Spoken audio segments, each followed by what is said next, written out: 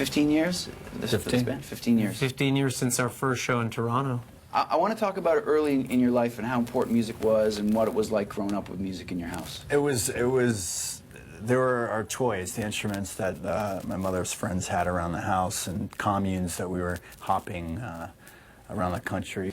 There was an underlying message when we were kids that you can find salvation through creativity, through art. We grew up around a lot of artists. We grew up around a lot of creative people. And I think that really influenced us in a deep way. And obviously we're here pursuing our creative dreams, and that's what we do with our life, is make things and share them with the world. And that's a really wonderful thing to do. You leave Louisiana, that's where you guys grew up. You leave Louisiana, you head to LA, you shortly after follow. Yes. What sticks out the most to you about that time? The fact that you kind of say, you know what, I'm going to do this, I'm going to bet on myself. Nobody handed me anything. I didn't go to LA. You know, I was a high school dropout that ended up figuring out a way to get into art university, went and studied to be an artist, a painter for a few years, switched to film, thought I'd become an actor because that would help me get a job as a director. But the whole time I was always passionate about music. It was always in my life somehow, even at times distant.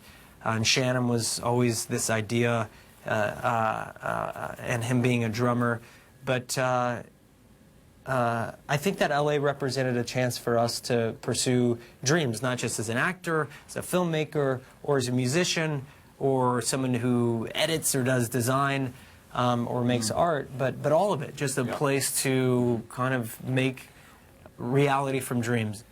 You know, we live in this world because of the internet, because of YouTube, that I can see everything that your band is doing, an interview, a video, concert, whether it's like something you want out there, something fans are putting up there, whatever it is, I get to see that, right?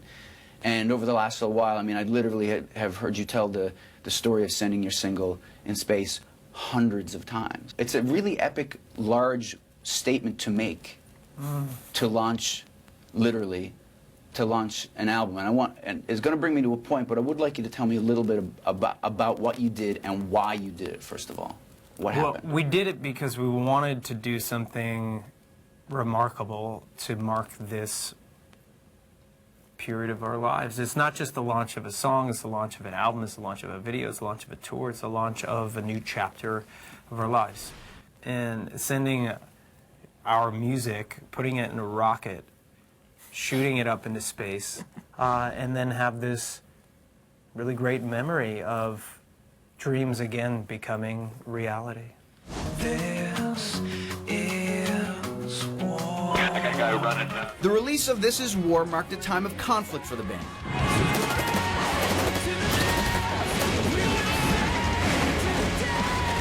They were dealing with a lawsuit from their label, and the recording of their album had been difficult.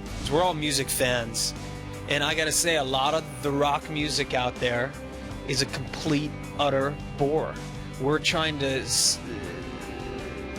satisfy ourselves in some way to find a cure-all for the frustration that we feel with music.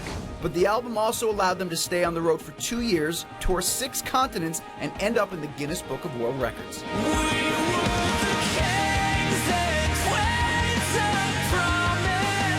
The band won the accolade of the longest concert tour by a rock band, performing over 300 shows. 311 shows in the 2 years, something like that? Guinness 311.